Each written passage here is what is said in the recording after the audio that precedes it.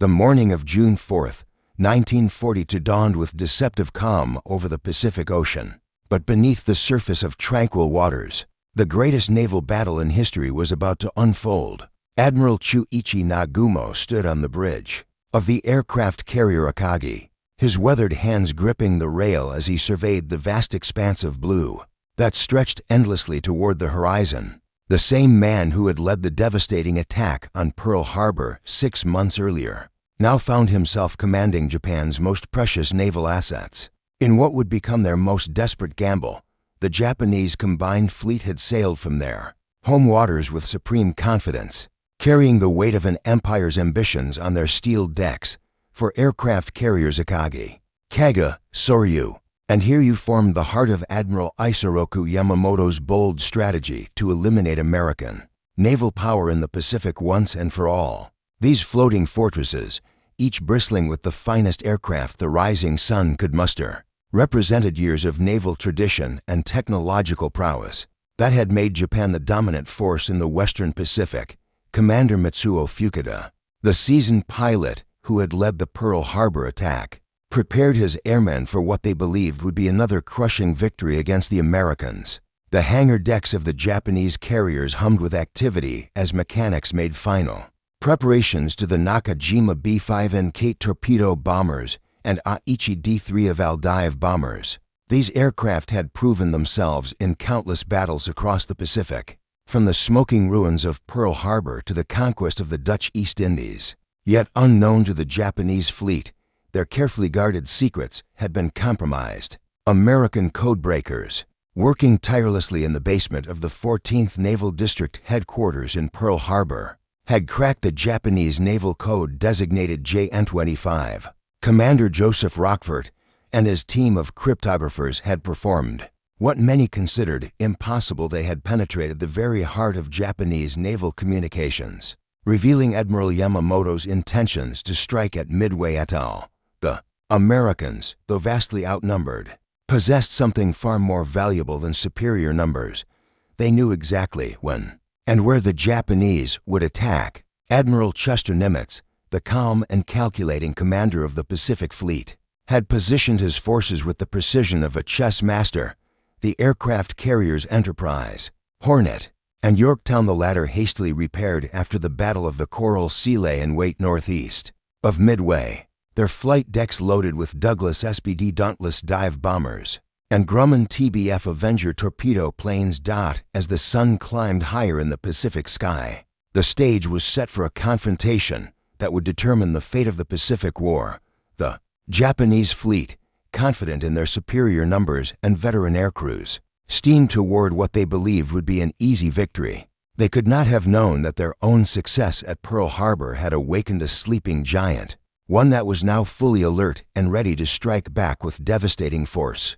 The first Japanese aircraft began launching from their carriers at dawn, their engines roaring to life as they prepared to reduce Midway atoll to rubble. But this time, the Americans would not be caught sleeping. The pre-dawn darkness of June 4th gave way to the first light of what would become one of the most decisive days in naval warfare. On Midway atoll, Marine defenders huddled in their positions, knowing that the full fury of the Japanese combined fleet was bearing down upon them. Major Floyd Parks, commanding the Marine Aircraft Group 22, watched his pilots prepare for takeoff in their outdated Brewster F-2 Buffalo fighters, aircraft that were no match for the superior Japanese Zero fighters, but represented the only defense the tiny atoll possessed. At zero for 30 hours, the first wave of Japanese aircraft appeared on the horizon like a dark cloud of death. Commander Joichi Tomonaga led 108 aircraft from the four Japanese carriers, their formation precise and deadly as they approached the American base. The air raid sirens wailed across Midway as American defenders scrambled to their positions, anti-aircraft guns swinging skyward to meet the approaching threat. The Japanese attack on Midway was devastating, but incomplete. Tomonaga's bombers and fighters struck the airfield, fuel storage tanks, and defensive positions with typical Japanese efficiency. But the experienced commander quickly realized that a second strike would be necessary to completely neutralize the American base. His radio crackled with the fateful message that would seal Japan's fate. There is need for a second attack wave. Back aboard the Akagi, Admiral Nagumo faced a critical decision that would haunt him for the remainder of his life. His aircraft from the first strike were returning low on fuel and ammunition, desperately needing to land and rearm. Meanwhile, his second wave of aircraft sat on the carrier decks, armed with armor-piercing bombs and torpedoes intended for use against American ships. The message from Commander Tomonaga meant that these weapons would need to be changed to high-explosive bombs, suitable for attacking land targets, a process that would take precious time and leave his carriers vulnerable. According to historical accounts documented in Walter Lord's incredible victory, this decision to rearm the aircraft represented the critical turning point of the entire battle. Nagumo ordered his deck crews to begin the laborious process of switching ordnance, unaware that American dive bombers were already racing toward his fleet. From 3 different directions, Lieutenant Commander Wade McCluskey, leading 37 SBD Dauntless dive bombers from the Enterprise, had been searching the empty ocean for hours, his fuel running dangerously low. His squadron had followed the wrong course initially, missing the Japanese fleet entirely. But McCluskey's determination and skilled navigation were about to pay dividends. At 10:22 hours, he spotted the wake of a Japanese destroyer racing northward and made the crucial decision to follow it, leading his dive bombers directly toward the enemy carriers. Meanwhile, Lieutenant Commander John Waldron's Torpedo Squadron 8 from the Hornet had found the Japanese fleet but paid a terrible price for their courage, flying obsolete Douglas TBD Devastator torpedo bombers. Waldron's 15 aircraft pressed home their attack against overwhelming odds. The Japanese Combat Air Patrol, flying the nimble Mitsubishi A6M0 fighters, tore through the American formation with devastating efficiency. Within minutes, 14 of the 15 torpedo bombers had been shot down, with only Ensign George Gay surviving in the water to witness the battle's climax. The sacrifice of Torpedo Squadron 8, though seemingly futile, served a crucial purpose. The Japanese fighters had been drawn down to sea level to destroy the torpedo bombers, leaving the higher altitudes undefended just as the American dive bombers arrived overhead. The stage was set for the most decisive 5 minutes in naval aviation. History. At 10:25 hours on June 4, 1942, the course of the Pacific War hinged on 5 minutes that would be remembered as the most decisive in naval aviation history. Lieutenant Commander Wade McCluskey, leading his dive bombers from the Enterprise, peered through his cockpit canopy at the Japanese fleet spread out below like toys on a blue carpet. The sight that greeted him was beyond his wildest expectations. 4 aircraft carriers arranged in a perfect box formation, their flight decks crowded with aircraft preparing for launch. The Japanese carriers were at their most vulnerable moment. Admiral Nagumo's fateful decision to rearm his aircraft had left the carrier decks cluttered with bombs, torpedoes, and fuel lines.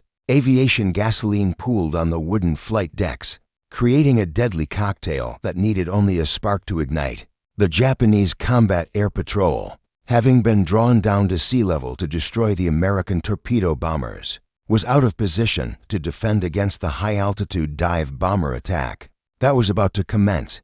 McCluskey's voice crackled over the radio as he gave the order that would echo through history: attack, attack. The Enterprise dive bombers rolled into their attack dives, their Douglas SBD Dauntless aircraft screaming downward at angles approaching 90 degrees. The distinctive sound of the dive bombers' air brakes, a shrieking wail that Japanese sailors would later describe as the sound of death itself, filled the air as the American aircraft plummeted toward their targets. At almost the same moment, Lieutenant Commander Maxwell Leslie's dive bombers from the Yorktown appeared over the Japanese fleet from a different angle. The Japanese defenders, already overwhelmed by the coordinated attacks, found themselves unable to respond effectively to the assault coming from multiple directions. The element of surprise, so crucial to Japanese success at Pearl Harbor, now worked devastatingly against them. The first bomb struck the Akagi at 10:26 hours, penetrating the flight deck and exploding among the aircraft being rearmed below. The explosion triggered a chain reaction as aviation gasoline ignited, sending sheets of flame racing across the hangar deck. Within minutes, the flagship of the Japanese carrier force was transformed from a proud symbol of naval power into a blazing inferno. Admiral Nagumo, forced to abandon his burning flagship, transferred his flag to the light cruiser Nagara, but his ability to coordinate the battle had been effectively destroyed. The Kaga suffered an even worse fate. Multiple bombs struck the massive carrier in quick succession, each explosion adding to the growing conflagration.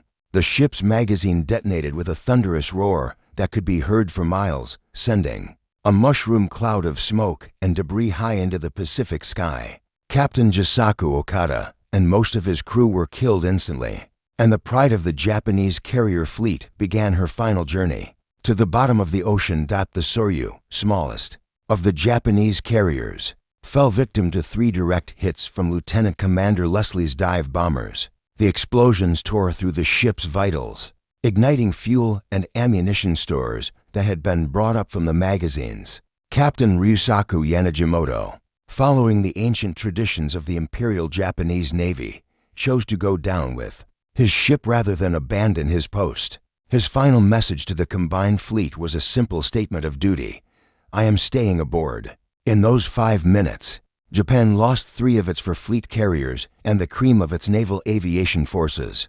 Hundreds of experienced pilots and aircrew, veterans of campaigns across the Pacific, perished in the flames. The carefully trained deck crews, aircraft mechanics, and naval aviators who had made the Japanese carrier force the most feared naval weapon in the world were gone, their expertise lost forever in the span of a single desperate attack. The Hiryu, commanded by the determined Rear Admiral Tamon Yamaguchi, stood alone among the burning hulks of her sister ships as the only remaining operational Japanese carrier. From her flight deck, the smoke columns of the Akagi, Kaga, and Soryu rose like funeral pyres against the azure Pacific sky, marking the grave of Japanese naval aviation supremacy. But Admiral Yamaguchi, known throughout the Imperial Navy for his aggressive fighting spirit and tactical brilliance, was not prepared to surrender without delivering a final, devastating blow to the American fleet. "We will show the Americans that one Japanese carrier is worth 3 of theirs," Yamaguchi declared to his staff as he ordered an immediate counterattack. The Hiryu's flight deck erupted into frenzied activity as deck crews prepared the remaining aircraft for launch. Lieutenant Michio Kobayashi led 18 Aichi D-3 Valdive bombers into the air, followed by a formation of Nakajima B-5N Kate torpedo bombers. Under Lieutenant Joichi Tomonaga, the same officer who had led the morning attack on Midway atoll, the American carriers, having launched their decisive strike against the Japanese fleet, were now vulnerable as they recovered their returning aircraft. The USS Yorktown, her flight deck crowded with refueling dive bombers and fighters, presented an inviting target for the approaching Japanese attack. Captain Elliot Buckmaster's crew worked frantically to prepare for the incoming strike, but the carrier's combat air patrol had been reduced by the morning's operations. At noon, the Japanese attack commenced with the precision that had made their naval aviation forces feared. Throughout the Pacific, the Valdive bombers, their pilots driven by a mixture of professional duty and desire for revenge, screamed down through the American anti-aircraft fire. 3 bombs struck the Yorktown in quick succession, the explosions tearing through her flight deck and starting fires in the hangar spaces below. The carrier's boilers were knocked offline, bringing the ship to a dead stop in the water. The damage to the Yorktown seemed catastrophic, but her crew responded with the same determination that had characterized American naval service. Throughout the war, damage control parties raced through smoke-filled compartments, fighting fires and restoring power to critical systems. Within 2 hours, the seemingly doomed carrier was making 20 knots and preparing to resume flight operations. The Japanese pilots, returning from their attack, reported the American carrier as destroyed, unaware that their target was already steaming back into action. Admiral Yamaguchi, believing his first strike had been successful, ordered a second attack against what he assumed were the remaining American carriers. Lieutenant Toshio Hashimoto led 10 Kate torpedo bombers and 6 Zero fighters in the afternoon attack, their mission to complete the destruction of the American fleet. But the Enterprise and Hornet, having moved to new positions, proved elusive targets. While the supposedly destroyed Yorktown appeared on the horizon like a ghost ship returned from the dead, the second Japanese attack achieved what the first had failed to accomplish. Two torpedoes struck the Yorktown on her port side, causing massive flooding and a severe list that made flight operations impossible. The carrier's electrical systems failed, leaving her dead in the water and listing heavily to port. Captain Buckmaster, faced with the possibility of the ship capsizing and taking her crew with her, made the agonizing decision to abandon ship.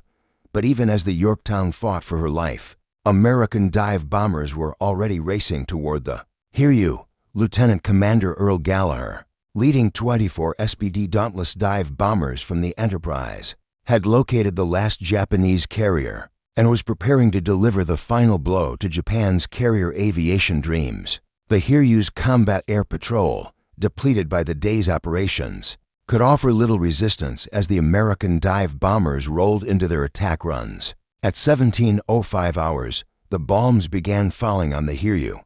For direct hits transformed the proud carrier into a blazing wreck, her flight deck torn apart by explosions and her hangar spaces filled with fire. Admiral Yamaguchi, facing the complete destruction of his command, made the decision that would end Japan's hopes of naval aviation supremacy in the Pacific. As the sun began its descent toward the western horizon on June 4, 1942, the full magnitude of Japan's naval catastrophe became apparent to the surviving commanders of the combined fleet. Admiral Isoroku Yamamoto, the architect of the Pearl Harbor attack and the mastermind behind the Midway operation, stood in stunned silence aboard his flagship, the battleship Yamato. The radio reports streaming in from the battle zone painted a picture of unmitigated disaster that challenged everything the Japanese Navy had believed about their own invincibility. The Hiryu, the last of the four fleet carriers, blazed like a beacon of defeat in the darkening Pacific. Admiral Tamon Yamaguchi, trapped aboard his burning flagship, made a decision that embodied the code of Bushido that had guided Japanese naval officers for generations. Rather than face the shame of surrender or capture, he chose to share the fate of his ship and his men. His final message to the combined fleet was a masterpiece of naval tradition. I am alone responsible for the loss of the Hiryu and Soryu. I shall remain on board to the end. Captain Tomio Kaku, commanding officer of the Hiryu, joined his admiral in choosing death over dishonor. Together, they stood on the bridge of their dying ship as the flames consumed the carrier that had once been the pride of the Japanese Navy. Their sacrifice, while tragic, represented the passing of an era in Japanese naval warfare. The highly trained, experienced officers who had built Japan's carrier force were disappearing into the flames, taking with them decades of accumulated knowledge and expertise. The human cost of the battle extended far beyond the flag officers who chose to die with their ships. Commander Mitsuo Fukuda, the Pearl Harbor attack leader, lay wounded aboard a Japanese cruiser, his body broken by the explosions that had destroyed the Akagi. Around him, the survivors of the carrier air groups told stories of devastation that seemed impossible to believe. Entire squadrons of veteran pilots, men who had flown in combat from China to the Central Pacific, had been killed in the space of a few hours. Lieutenant Joichi Tomonaga, who had led the morning attack on Midway, was among the casualties. His decision to lead the second strike against the American carriers, despite his aircraft being damaged and low on fuel, exemplified the sacrificial spirit that had made Japanese naval aviation so formidable. But such spirit, while admirable, could not compensate for the tactical disasters that had befallen the Japanese fleet. Historical records from the Naval War College indicate that Japan lost over 100 aircraft at Midway, along with many of their most experienced pilots and aircrew.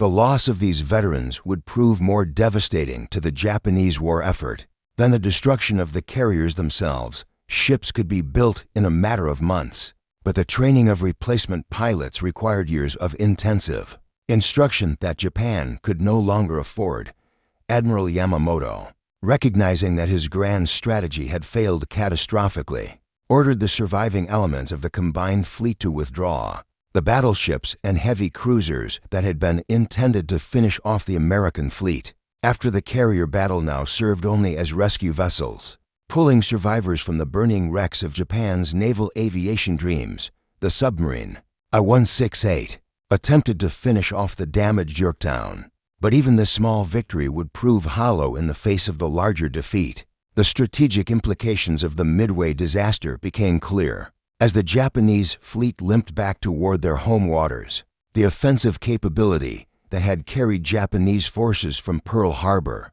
to the gates of Australia had been broken in a single day. The initiative in the Pacific War, which had belonged to Japan since December 7, 1941, now passed permanently to the United States. As darkness fell over the Pacific, the burning hulks of four Japanese aircraft carriers marked the end of Japan's period of naval supremacy. The rising sun flag, which had flown triumphantly over conquered territories across the western Pacific, now flew at half-mast over the funeral pyres of an empire's ambitions. The thunder of American dive bombers had indeed engulfed Japan's final carrier hopes, leaving nothing but smoke and memories in their wake.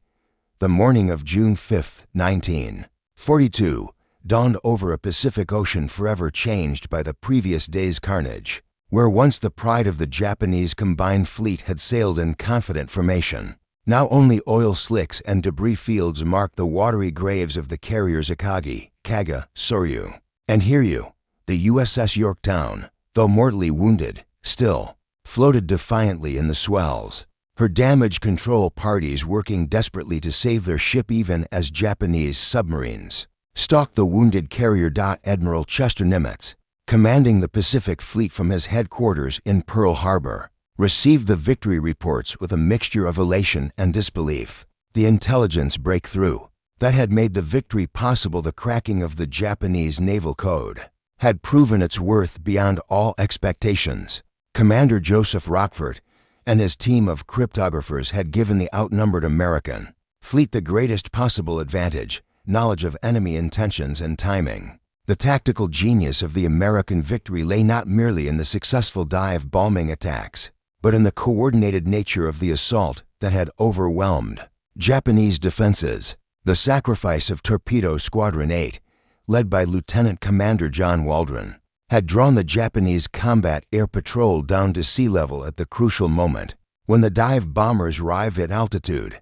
This coordination, though achieved through tragic circumstances, demonstrated the evolution of American naval aviation from the disasters of early 1942 to the triumph at Midway. Lieutenant Commander Wade McCluskey, whose navigation skills had led the Enterprise dive bombers to their target, would later reflect on the 5 minutes that changed the course of the Pacific War. His decision to follow the Japanese destroyer's wake, made when his squadron was low on fuel and seemingly lost, represented the kind of tactical flexibility that would characterize American naval operations. For the remainder of the war, the Americans had learned to adapt and improvise, while the Japanese had become prisoners of their own rigid tactical doctrines. The Japanese submarine I-168, commanded by Lieutenant Commander Yahachi Tanabe, achieved the only Japanese naval success of the battle when it torpedoed the USS Yorktown on June 6. The carrier, which had survived the air attacks of June 4 and was being towed to safety, finally succumbed to the submarine attack. The destroyer USS Hammond, alongside the Yorktown providing assistance, was also sunk by the submarine's torpedoes. But even this victory could not disguise the magnitude of Japan's defeat. The loss of the Yorktown paled in comparison to the devastation suffered by the Japanese Navy. Beyond the four fleet carriers, Japan had lost the heavy cruiser Mikuma to follow-up air attacks, along with over 3,000 sailors and naval aviators. The cream of Japanese naval aviation, the experienced pilots and aircrew who had achieved victory after victory across the Pacific, were gone forever. These losses would prove irreplaceable as the war progressed. Emperor Hirohito, informed of the disaster in the carefully measured language of Japanese military protocol, understood immediately that his empire had suffered a defeat from which it might never recover. The divine wind that had protected Japan from foreign invasion throughout its history had failed to preserve the combined fleet from American dive bombers. The myth of Japanese invincibility, so carefully cultivated since the Meiji Restoration, lay shattered in the waters around Midway atoll. General Douglas MacArthur, commanding Allied forces in the Southwest Pacific, recognized that the victory at Midway had fundamentally altered the strategic balance in the Pacific. The Japanese Navy, which had seemed invincible just months before, had been revealed as vulnerable to well-coordinated attacks by a determined enemy. The road to Tokyo, which had seemed impossibly long after Pearl Harbor, now appeared achievable through the application of American industrial might and tactical innovation. The battle's conclusion marked not just a tactical victory, but a turning point in the character of the Pacific War. The period of Japanese expansion and American retreat had ended at Midway. From this point forward, the initiative would belong to the United States, and the rising sun would find itself in the unfamiliar position of fighting a defensive war against an increasingly powerful enemy. The smoke had cleared from the waters around Midway by June 7, 1942, but the reverberations of the battle would echo throughout the remainder of the Pacific War and beyond. The four Japanese aircraft carriers that had participated in the attack on Pearl Harbor now lay on the bottom of the Pacific Ocean, their broken hulls serving as monuments to the fleeting nature of naval supremacy. The strategic initiative that had driven Japanese forces from the Aleutians to the Solomon Islands had been irretrievably lost in the span of 5 decisive minutes.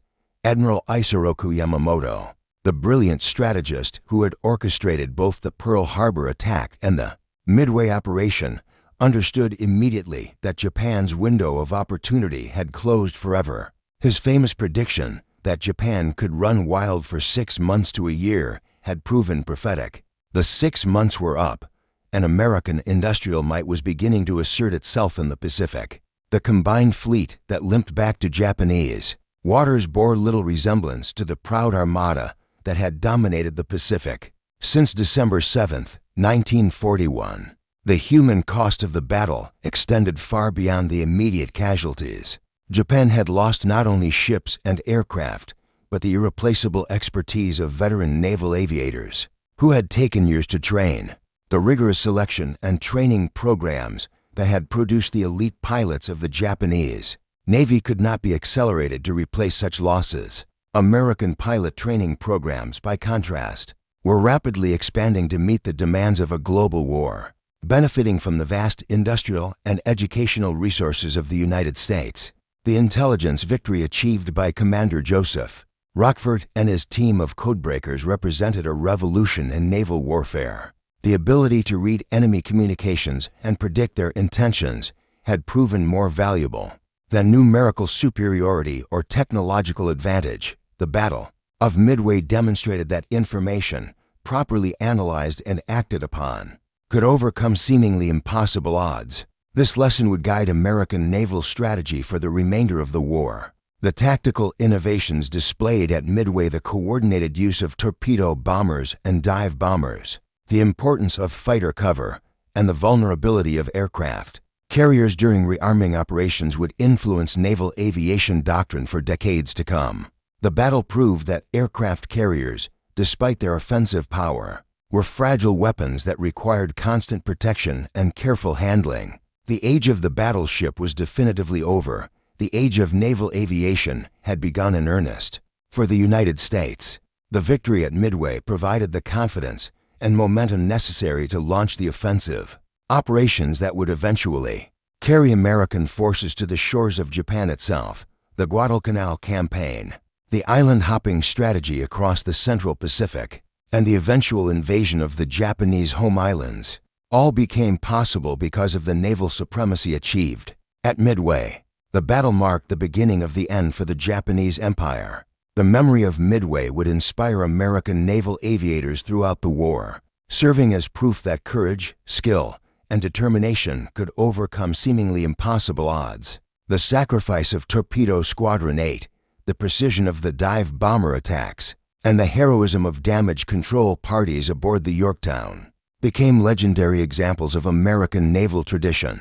These stories would be told and retold in wardrooms and ready rooms across the Pacific Fleet. Japan's defeat at Midway also marked the beginning of a desperate defensive struggle that would consume the remaining years of the Pacific War.